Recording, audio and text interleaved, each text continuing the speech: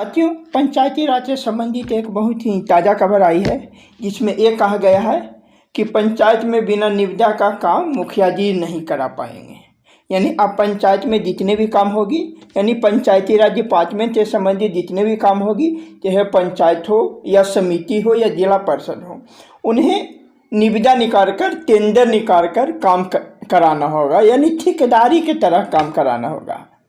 इस पर हमेशा बहुत सा वीडियो भी बन रहा है और लोगों को हर एक तरह के थंबनेल बनाकर भ्रमित भी किया जा रहा है। हम आपको ये वास्तविकता बताएंगे कि आज इसमें होता क्या है। जो पंचायत में योजनाएं होती है वो कराया किसके द्वारा जाता है, अभी के क्या परिस्थिति में अभी क्या योजनाओं का कार्य हो रही है, इस नियम लागू होने के बाद किस तरह से कार्य होगा, इसमें मुखिया जी काम कराते हैं या कोई सरकारी एजेंसी के नाम से काम कराते हैं। यानी मुखिया जी क्या एक तरह से ठेकेदारी के रूप में काम करते हैं या मुखिया जी ही के नाम से काम होता है। इस दो बातों पे चर्चा करेंगे। इसमें जिस पेपर कटिंग आप देख रहे हैं, इसका इंटरनल जानकारी भी मैंने जुटाई है। इसके बाद मैं आपको सामने ये वीडियो लेकर आ रहे हैं। तो साथ ही अभी तक ये होता है कि जो कार्य होती है वो पहले ग्राम सभा होती है, ग्राम सभा में पास होती है, उसके बाद कार्यकारिणी की बैठक होती है। उस कार्यकारिणी के बैठक का अर्थ है जो वार्ड सदस्य होते हैं, जिन्हें ग्राम पंचायत सदस्य कहते हैं, उन वार्ड सदस्य की बैठक होती है और जो सहमति बनती है जिस चीज काम पर वो काम कराया जाता है। उसके लिए भी एक प्राथमिकता तय की जाती है कि अगर सरकार का फंड आया, 10 लाख आया, 20 लाख आया, तो सबसे पहले कौन सा काम किया जाएगा। उसके बाद जो अभिकर्ता होते हैं, माने जिनके नाम से काम होता है, वो हमेशा गवर्नमेंट बॉडी होते हैं, यानी सरकारी कर्मचारी होते हैं और वो उनके नाम से काम शुरू होता है। और जो पंचायत में काम होता है, एक्चुअली जो सरकारी कर्मी के रूप में पंचायत सचिव होते हैं और वह जो कि दूर के जिलों से आते हैं, बिहार एसएससी द्वारा सेलेक्ट करके।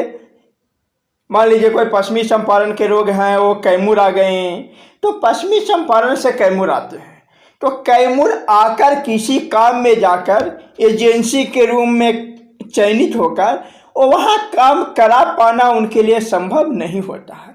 एक्चुअली काम पंचायत में पंचायत सचिव के नाम से ही होता है, पूरा जिम्मेदारी उनके ऊपर होती है, लेकिन आज फील्ड में जाकर काम कराना संभव नहीं हो पाता है, क्योंकि जनप्रतिनिधि जो होते हैं, जो मुखिया होते हैं, वो लोकल होते हैं।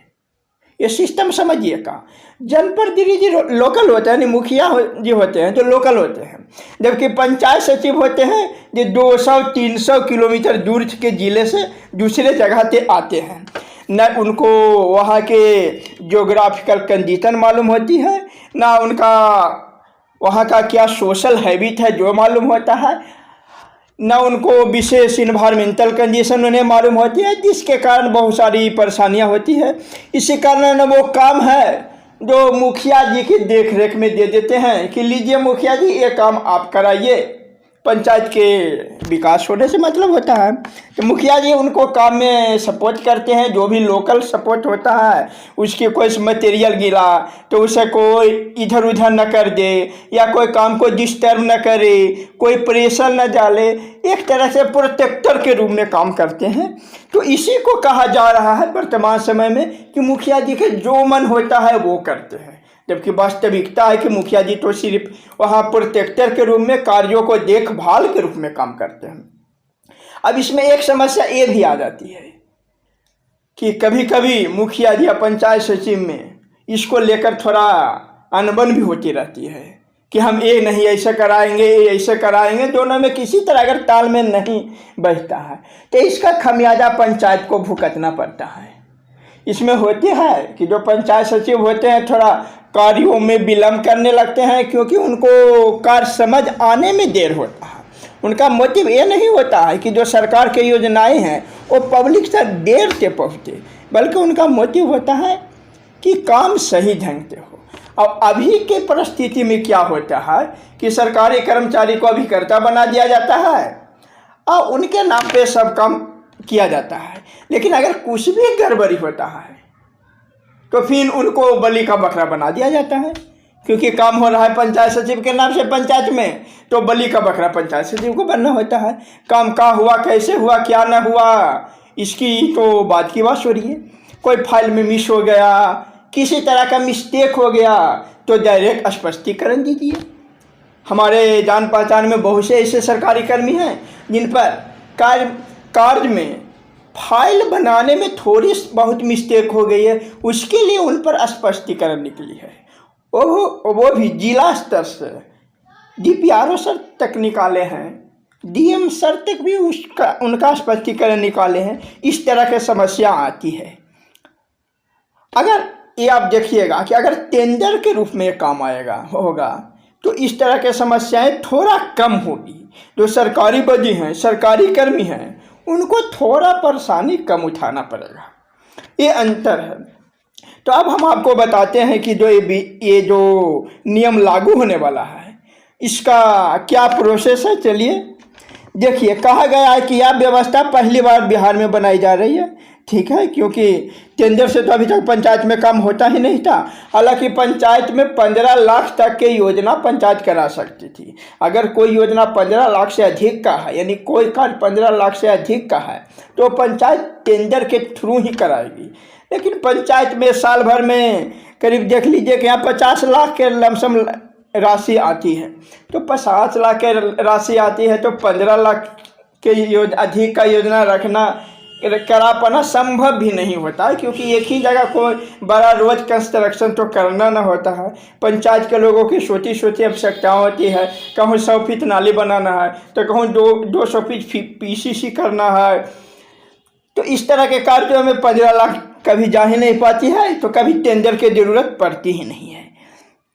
लेकिन अब अगर सरकार व्यवस्था कर रही है कि टेंडर काम की जाएगी, तो इससे कोई परिवर्तन होने वाला नहीं है। ये तो काम जिस तरह से चल रहा है, बस खाली जो सरकारी कर्मचारी हैं उनसे जनप्रतिनिधि के बीच में जो कभी कभी योजना को लेकर मतभेद होता है, वो मतभेद नहीं होगा। देखिए इसमें क्या कहा गया है, इसकी पूरी डिटेल हम आपको बताते हैं। यहाँ लिखा गया है, त्रिस्तरीय ग्राम पंचायतों द्वारा कराए जाने वाले सभी विकास कार्य अब टेंडर से होंगे। मुखिया जी अपनी मर्जी से किसी को काम आवंटित नहीं कर पाएंगे। यहाँ देखिए, यहाँ ये पेपर में लिखा गया कि किसी को काम आवंटित नहीं कर पाएंगे। एक्चुअली काम तो पंचायत सचिव के नाम से होता है, बाकी करते मुखिया जी ही हैं, ये तो आप लोग भी जान रहे हैं। हर कार्य के लिए टेंडर जारी होगा और जो सबसे कम पैसे में काम कराएंगे उन्हें ही जिम्मेदारियां मिलेगी। ये टेंडर प्रोसेस किया जाएगा और जो लोग कम पैसे में काम कराए जाएंगे उनको ही ये जिम्मेदारियां दी जाएगी। तो यहाँ एक बात ये भी समझने की होती है कि कोई नॉर्मल लोग हैं, यहाँ उसका जो प्रकलन है वो कैसे वो बनवा पाएंगे। यानी यहाँ भी कोई बड़ी एजेंसियाँ ही आके काम कराएगी, क्योंकि बड़ी एजेंसी के बाद ही टेक्निकल पर्सन होते हैं, यानी जेई होते हैं। अगर जेई एस्टिमेट बनाते हैं कि इतना का काम है, इतना लंबा, इतना चौड़ा, इतना ऊंचा ये रोड की ढलैया होनी चाहिए, तो उस परिस्थिति में बोली किस तरह से लगाया जाने का प्रावधान आता है, ये आपको देखना होगा। इसके लिए सरकार क्या व्यवस्था करती है, इसको लेकर पंचायती राज विभाग ने कार्य कोड बनाया है।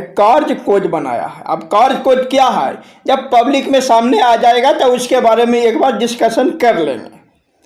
और देखिए, कार्य कोड पर वित्त विभाग की सहमति मिल गई है। जब कोई भी कार्य कोड होता है, मैंने कोई भी नया रूल लागू होता है जो फाइनेंस से संबंधित हो, तो पहले वित्त विभाग की अनुमति ली जाती है, उसके बाद कैबिनेट की अनुमति ली जाती है। तो आगे कैबिनेट की स्वीकृति ली जाएगी। जल्द ही अभी कैबिनेट की स्वीकृति हुई नहीं है, इस पर बात चल रही है।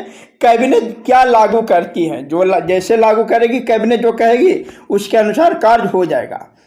कैबिनेट की मंजूरी मिलते ही इसे राज्य में लागू कर दिया जाएगा। पंचायत कार्य कोड लागू होने के बाद ग्राम पंचायत, पंचायत समिति तथा जिला परिषद बिना टेंडर कार्य नहीं करा पाएंगे। इस तरह मुखिया समेत कोई भी जनप्रतिनिधि अपने मन से किसी को काम नहीं करा पाएंगे। वर्तमान व्यवस्था में विभागीय अनुमति से सारे कार्य होते हैं। इसमें सरकारी कर्मी एजेंसी के रूप में नामित होते हैं। यहाँ ये देख लीजिएगा, जो सरकारी कर्मी हैं जो एजेंसी के रूप में नामित होते हैं, इसके जगह पर एजेंसी के रूप में प्राइवेट कर्मी आ जाएंगे। परिवर्तन तो इतना ही होगा। मुखिया व संबंधित स्तर के कर्मी पदाधिकारी संयुक्त रूप से इस कार्य को तय करते हैं। अब मुखिया है और संबंधित कर्मी यानी पंचायत सचिव है, तो इस कार्य को तय करते हैं। इसमें टेंडर की बाध्यता नहीं होती है, लेकिन 15 लाख से ऊपर के काम में टेंडर की बाध्यता होती है। माने 15 लाख से काम नीचे का है तो टेंडर की बाध्यता नहीं होती है। जब 15 लाख से अधिक का काम कराना होता है तो टेंडर की बाध्यता हो जाती है। एक्चुअली साल भर में 50 लाख रुपया आता ही है, तो 15 लाख से अधिक का एक योजना हो भी नहीं सकता व्यवहारिकता रूप में, इसीलिए टेंडर की नौबत कभी नहीं आती है। लेकिन इसलिए नियम लागू हो जाएगा तो ये कैबिनेट पारित कर देगी तो ये नियम भी प्रभावी हो जाएगा। इसमें एक चीज़ और दिया गया है कि विशेष परिस्थिति में 3 काम पंचायत या जिला परिषद बिना टेंडर के करा सकते हैं। मैंने एक साल में 3 को काम पंचायत करा सकते हैं बिना टेंडर के। तो यहाँ देखा जाएगा 3 काम कराने की है विशेष परिस्थिति में। तो ये विशेष परिस्थिति क्या है, इसका निर्धारण तो कार्य कोच से ही पता चलेगा। इसके लिए कार्य कोच के आने तक इंतजार करना होगा। तीनों की लागत 25 लाख रुपए से अधिक नहीं होनी चाहिए।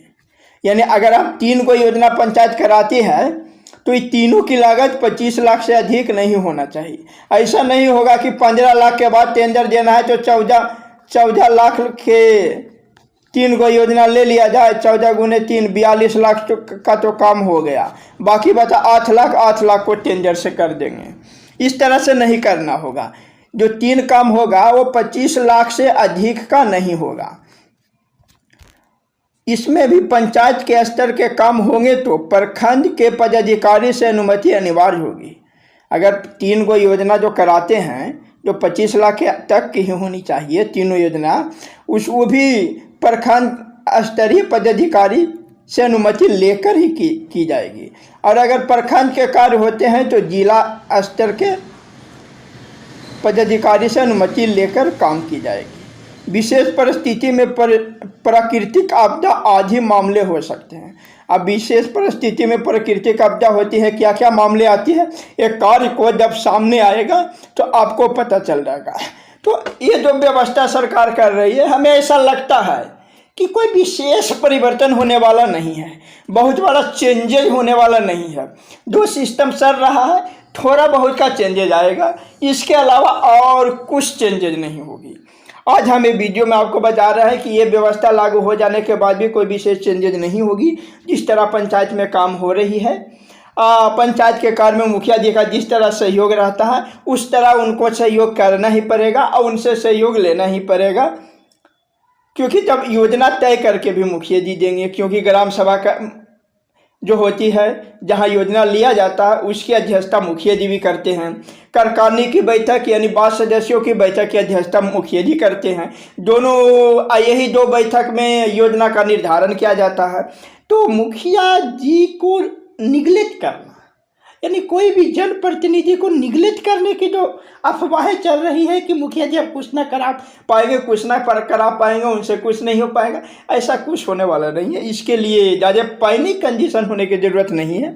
काम है थोड़ा इसमें और लोग इन्वॉल्व होंगे, थोड़ा पारदर्शिता और बढ़ती ही जाएगी। सरकार का ऐसे भी है, जो सिस्टम का भी 15वीं का काम है वो ऑनलाइन पेमेंट हो गया है, अब सिस्टम का पेमेंट भी ऑनलाइन हो गई है। तो सरकार एक पारदर्शिता और उत्तरदायी सरकार देने की प्रयास कर रही है और ये जरूरी भी था। इसमें कोई आमूलचूल परिवर्तन नहीं है। धीरे धीरे हर विभाग का सुधार होता है, हर क्षेत्र में प्रगति होती है, उस तरह पंचायती राज विभाग की अपनी प्रगति कर रही है। तो साथियों ये तो इसकी जो न्यूज आया था इसका पूरा विश्लेषण था जो मैंने आपको बताया, क्योंकि मैं भी एक पंचायत सचिव के रूप में काम कर रहा हूं। आपको ये वीडियो कैसी लगी, अगर इससे कुछ जानकारी मिली हो, पुराने बहुत सा वीडियो देखे होंगे जिसमें आपको कुछ दिमाग में अफवाहें भर गई होगी, अगर उससे कुछ दूर हुआ हो, आपको वीडियो वैल्यूएबल लगा हो तो इस चैनल को सब्सक्राइब कर दीजिए।